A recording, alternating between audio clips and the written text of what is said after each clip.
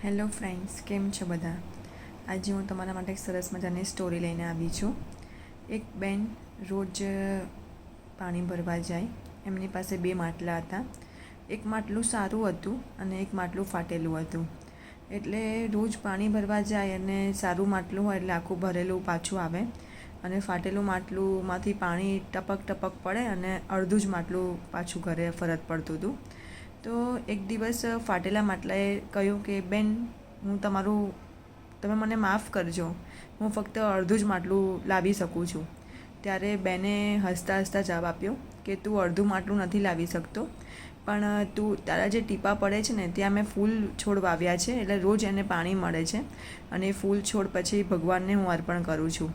એટલે આના પરથી એટલું જ જાણવા મળે છે કે આપણામાં જે ખામીઓ છે એમાં ક્યાંક ને ક્યાંક ખૂબીઓ બી સમાયેલી છે. એટલે હંમેશા આપણે નિરાશ થઈને બસ ખામીઓને શોધવા કરતાં આપણી ખૂબીઓ છે કે જેના કારણે આપણે કંઈક કોઈને યોગ્ય રીતે મદદરૂપ બની શકીએ એવું કરવું